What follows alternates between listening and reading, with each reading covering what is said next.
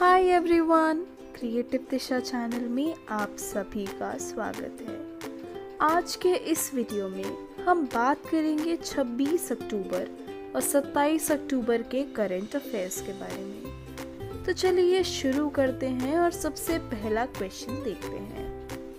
NPPA के तहत भारत के किस राज्य में मूल्य निगरानी और संसाधन इकाई को स्थापित करने की घोषणा की गई है? तो दोस्तों, इसका आंसर है गोवा। राष्ट्रीय औषधि मूल्य निर्धारण प्राधिकरण (एनपीपीए) के गोवा में मूल्य निगरानी और संसाधन इकाई (पीएमआरयू) को स्थापित करने की घोषणा की गई है। यह पीएमआरयू राज्य स्तर पर एनपीपीए की पहुंच बढ़ाने के लिए राज्य औषधि नियंत्रक की प्रत्यक्ष देखरेख में कार्य करेगा। चलिए आगे बढ़ते हैं। एशिया में प्रभाव रखने वाले वर्ष 2020 के 10 सबसे शक्तिशाली देशों में भारत को कौन सा स्थान मिला है? तो दोस्तों, इसका आंसर है चौथा। एशिया में प्रभाव रखने वाले वर्ष 2020 के 10 सबसे शक्तिशाली देशों में भारत को चौथा स्थान मिला है। इस लिस्ट में अमेरिका पहले स्थान पर है, जबकि सिडनी स्थित लोवी इंस्टीट्यूट के एशिया पावर इंडेक्स 2020 के अनुसार 2019 में भारत का पावर स्कोर 41 था, जो 2020 में घटकर 39.7 हो गया है। चलिए आगे बढ़ते हैं। अगला क्वेश्चन है, अमेरिका की अंतरिक्ष एजेंसी नासा ने चंद्रमा पर पहली बार सेल्युलर नेटवर्क बनाने के लिए किस कंपनी को भागीदार के तौर पर चुना है? तो दोस्तों, इसका आंसर है नोकिया। अमेरिका की अंतरिक्ष एजेंसी नासा ने चंद्रमा पर पहली बार सेल्युलर नेटवर्क बनाने के लिए नोकिया कंपनी को भागीदार के तौर पर चुना है। नोकिया ने कहा है कि चंद्रमा के लिए टिपिंग पॉइंट टेक्नोलॉजीज को आगे बढ़ाने के लिए नासा ने हमें चुना है, ताकि अंतरिक्ष में पहला LTE 4G संचार प्रणाली तैनात की जा सके। आगे बढ़ते हुए अगला क्वेश्चन है, हाल ही में किसने भारत तिब्बत सीमा पुलिस के 59वें स्थापना दिवस पर आयोजित समारोह की अध्यक्षता की है? तो दोस्तों, इसका आंसर है श्री जी किशन रेड्डी। केंद्रीय गृह राज्य मंत्री श्री जी किशन रेड्डी ने हाल ही में भारत तिब्बत सीमा पुलिस के 59वें स्थापना दिवस पर आयोजित समारोह की अध्यक्षता की। उन्होंने कहा कि भारत की संस्कृति वसुधैव कुटुंबकम के मंत्र को मानते हुए विश्व शांति का संदेश देती है। आगे बढ़ते हुए अगला क्वेश्चन है, प्रधानमंत्री नरेंद्र मोदी ने किस राज्य में 3 परियोजनाओं का उद्घाटन करते हुए किसान सूर्योदय योजना की शुरुआत की है? तो दोस्तों, इसका आंसर है गुजरात। प्रधानमंत्री नरेंद्र मोदी ने गुजरात में 3 परियोजनाओं का उद्घाटन करते हुए किसानों के लिए किसान सूर्योदय योजना की शुरुआत की है। साथ ही जूनागढ़ में गिरनार रोपवे और अहमदाबाद में स्थित UN Mehta cardiology institute and research centre से संबंध पीडियाट्रिक हार्ट हॉस्पिटल का भी उद्घाटन किया है। आगे बढ़ते हुए अगला क्वेश्चन है, नीदरलैंड्स के कैंसर इंस्टीट्यूट के वैज्ञानिकों ने इंसान के शरीर के किस भाग के पीछे एक नया अंग खोजा है? तो दोस्तों, इसका आंसर है नाक। नीदरलैंड्स के कैंसर इंस्टीट्यूट के वैज्ञानिकों ने इंसान के शरीर के नाक के पीछे एक नया अंग खोजा है, जिसे ट्यूबेरियल सलाइवरी ग्लैंड का नाम दिया गया है। वैज्ञानिकों के मुताबिक यह नया अंग तब सामने आया जब वे प्रोस्टेट कैंसर पर रिसर्च कर रहे थे। इस अंग से कैंसर के इलाज में मदद मिल सकती है। आगे बढ़ते हुए अगला क्वेश्चन है, टी-मास्क होल्डिंग्स PTE और किस कंपनी ने टोकोपीडिया में $350 मिलियन का निवेश करने की घोषणा की है? तो दोस्तों इसका आंसर है गूगल। गूगल और टीमास्क होल्डिंग्स पीटीई ने टोकोपीडिया में $350 मिलियन का निवेश करने की घोषणा की है। एक रिपोर्ट के मुताबिक इस निवेश में इंडोनेशिया के ऑनलाइन मॉल को कोविड-19 के बाद कारोबार विस्तार में मदद मिलेगी। आगे बढ़ते हुए अगला क्वेश्चन है, किस देश ने नो मास्क नो सर्विस नीति को लागू कर दिया है? तो दोस्तों इसका आंसर है बांग्लादेश।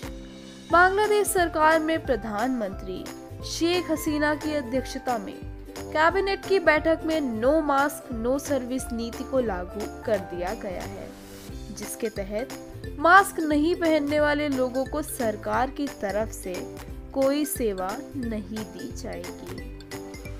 चलिए आगे बढ़ते हैं और अगला क्वेश्चन देखते हैं। 27 अक्टूबर को विश्व भर में कौन सा दिवस मनाया जाता है? तो इसका आंसर है विश्व श्रव्य दृश्य विरासत दिवस। 27 अक्टूबर को विश्व भर में विश्व श्रव्य दृश्य विरासत दिवस यानी world day for audio visual heritage मनाया जाता है। वर्ष 2005 में यूनेस्को जनरल सम्मेलन ने 27 अक्टूबर को विश्व श्रव्य दृश्य विरासत दिवस के रूप में घोषित किया था। आगे बढ़ते हुए अगला क्वेश्चन है, भारत के किस राज्य में भारत म्यांमार सीमा पर जल जीवन मिशन के तहत जल आपूर्ति योजनाओं की शुरुआत की गई है? तो दोस्तों इसका आंसर है मणिपुर। भारत के मणिपुर में भारत म्यांमार सीमा पर जल जीवन मिशन के तहत जल आपूर्ति योजनाओं की शुरुआत की गई है। इस मिशन के तहत 2 ग्रामों के लिए 2 जल आपूर्ति योजनाओं का उद्घाटन किया गया है। इस योजना के संचालन और उसकी देखभाल का जिम्मा गांव की जल एवं साफ सफाई समिति का है। चलिए आगे बढ़ते हैं। 27 अक्टूबर को national conference on vigilance and anti corruption 2020 का उद्घाटन हुआ। पीएम मोदी ने 27 अक्टूबर को national conference on vigilance and anti corruption 2020 का उद्घाटन किया। इसका आयोजन केंद्रीय जांच ब्यूरो यानी सीबीआई द्वारा किया जाता है और इसका विषय सतर्क भारत समृद्ध भारत है। यह सतर्कता जागरूकता सप्ताह यानी विजिलेंस अवेयरनेस वीक के साथ मेल खाता है। यह सम्मेलन 3 दिवसीय कार्यक्रम है 27 से 29 अक्टूबर 2020 के लिए। सम्मेलन में विभिन्न केंद्रीय एजेंसियों के प्रतिनिधि हिस्सा लेंगे। सम्मेलन के उद्घाटन सत्र के दौरान केंद्रीय मंत्री डॉक्टर जितेंद्र सिंह ने भी भाषण दिया।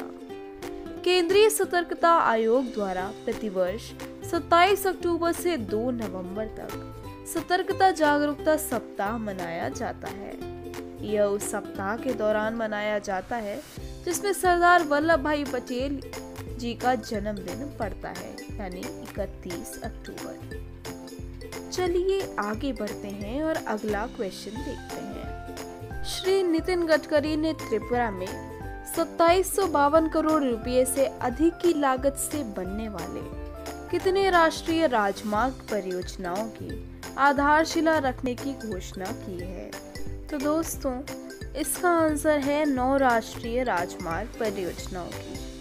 केंद्रीय सड़क परिवहन राजमार्ग और एमएसएमई मंत्री श्री नितिन गडकरी ने हाल ही में 2752 करोड़ रुपए से अधिक की लागत से बनने वाले 9 राष्ट्रीय राजमार्ग परियोजनाओं की आधारशिला रखने की घोषणा की है। इस परियोजना के पूरे होने पर अंतर्राज्यीय और बांग्लादेश तक तेज और परेशानी मुक्त संपर्क मिल सकेगा।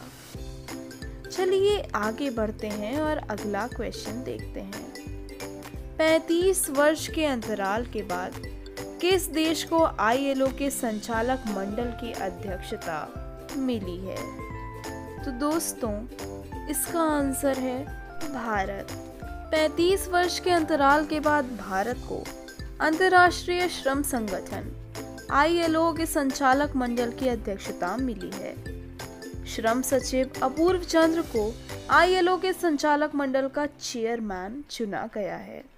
वे इस पद पर अक्टूबर 2020 से जून 2021 तक कार्यरत रहेंगे। वर्तमान में ILO के 187 सदस्य हैं। चलिए आगे बढ़ते हैं। भारत मौसम विज्ञान विभाग ने दक्षिण एशिया के लिए पहली फ्लैश फ्लड गाइडेंस सर्विसेज समर्पित की।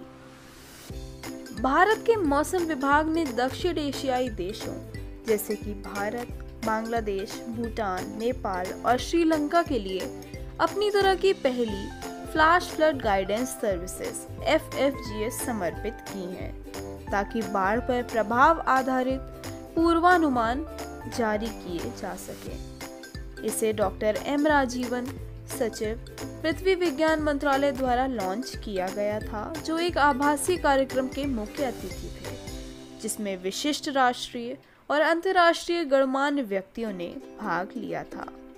यह प्रक्षेपण मई 2007 में स्विट्जरलैंड के जिनेवा में आयोजित 15वीं विश्व मौसम विज्ञान संगठन कांग्रेस की तर्ज पर था, जिसने फ्लैश फ्लड गाइडेंस सिस्टम परियोजना के कार्यान्वयन को मंजूरी दी थी। चलिए आगे बढ़ते हैं। सुमन दुबे की debut novel the fixer winning is the price how much will you पे जारी होगा। सुमन दुबे ने अपना पहला उपन्यास the fixer winning has a price how much will you पे लिखा है। यह पुस्तक 26 अक्टूबर 2020 को जारी होने वाली थी। पुस्तक पूर्व क्रिकेटर के फिक्सर बने नील उपाध्याय की रोमांचक कहानी को चित्रित करती है। पुस्तक का प्रकाशन रूपा पब्लिकेशंस इंडिया द्वारा किया गया है। फिल्म निर्देशक सुजॉय घोष और पूर्व क्रिकेटर आकाश चोपड़ा की उपस्थिति में एक फिल्म शैली का ट्रेलर जारी था। बात करें किताब के बारे में तो समकालीन कथा पुस्तक का कथानक क्रिकेट, ताकत और अपराध से हावी है। पुस्तक में नील उपाध्याय के जीवन को प्रदर्शित किया गया है, जिन्होंने क्रिकेट के लिए अपना सब कुछ कुर्बान कर दिया था, जैसे पारिवारिक व्यवसाय में उनकी हिस्सेदारी, प्रियजनों का स्नेह, विवाह और निजी जीवन, बट फिर भी वे मैच फिक्सिंग में लिप्त हो गए। चलिए आगे बढ़ते हैं और अगला क्वेश्चन देखते हैं। किस कंपनी ने अपने फ्रूट्स प्लस फिज पोर्टफोलियो बी फिज के लिए प्रियंका चोपड़ा को नेशनल ब्रांड एम्बेसडर नियुक्त किया है? तो दोस्तों, इसका आंसर है पार्ले एग्रो। पार्ले एग्रो ने फ्रूट्स प्लस फिज पोर्टफोलियो बी फिज के बारे में लोगों को बताने और जागरूकता बढ़ाने के उद्देश्य से एक्ट्रेस प्रियंका चोपड़ा को नेशनल ब्रांड एम्बेसडर नियुक्त किया है। इस बी फिज एक यूनिक और ताज़ा सेब का रस आधारित माल्ट फ्लेवर्ड कार्बोनेटेड पेय पदार्थ है। चलिए आगे बढ़ते हैं और अगला क्वेश्चन देखते हैं। भारत के किस राज्य के पहले गृह मंत्री नरसिम्हा रेड्डी का हाल ही में निधन हो गया? तो दोस्तों, इसका आंसर है तेलंगाना। तेलंगाना राज्य के पहले गृह मंत्री और सत्तारूढ़ तेलंगाना राष्ट्र समिति के वरिष्ठ नेता नरसिम्हा रेड्डी का हाल ही में हैदराबाद में निधन हो गया है। वे 76 वर्ष के थे और अविभाजित आंध्र प्रदेश की विधानसभा के लिए 3 बार निर्वाचित हुए थे। आगे बढ़ते हुए अगला क्वेश्चन है, 26 अक्टूबर को विश्व भर में कौन सा दिवस मनाया जाता है? तो दोस्तों, इसका आंसर है इंटरसेक्स जागरूकता दिवस। 26 अक्टूबर को विश्व भर में इंटरसेक्स अवेयरनेस डे मनाया जाता है। यह दिवस इंटरसेक्स लोगों द्वारा सामना किए गए मानवाधिकार मुद्दों के प्रति लोगों को जागरूक करना है। आगे बढ़ते हुए अगला क्वेश्चन है, किसने FATF की बैठक में पाकिस्तान को ग्रे लिस्ट में रखने की घोषणा की है? तो दोस्तों, इसका आंसर है Marcus player. Financial action task force FATF के अध्यक्ष मार्कस प्लियर ने FATF की फ्रांस की राजधानी पेरिस में हुई बैठक में पाकिस्तान को ग्रे लिस्ट में ही रखने की घोषणा की है। उन्होंने कहा कि पाकिस्तान FATF के एक्शन प्लान के सभी 27 मापदंडों का पालन करने में असफल रहा है तो उसे ग्रे लिस्ट में ही रखा जाएगा। हाल ही में IPL 13 में कौन सा गेंदबाज दूसरे अनकैप्ड गेंदबाज बन गया है जिसने एक मैच में 5 विकेट लिए हैं? तो दोस्तों, इसका आंसर है वरुण चक्रवर्ती। हाल ही में IPL 13 में कोलकाता नाइट राइडर्स के वरुण चक्रवर्ती ने 4 ओवर में 20 रन देकर 5 विकेट लिए, जिसके साथ वे एक मैच में 5 विकेट लेने वाले दूसरे अनकैप्ड गेंदबाज बन गए हैं। जबकि वरुण से पहले 2018 में अंकित राजपूत ने किंग्स 11 पंजाब की ओर से खेलते हुए सनराइजर्स हैदराबाद के खिलाफ 14 रन देकर 5 विकेट लिए थे। तो दोस्तों, आज के वीडियो में हमने बात करी 26 अक्टूबर और 27 अक्टूबर के करंट अफेयर्स के बारे में। तो आज के वीडियो में बस इतना ही। मिलते हैं अपने नेक्स्ट वीडियो में कुछ और जानकारी के साथ। अगर आपको ये वीडियो पसंद आया हो तो इस वीडियो को लाइक करें और क्रिएटिव दिशा चैनल को सब्सक्राइब कर लें। धन्यवाद।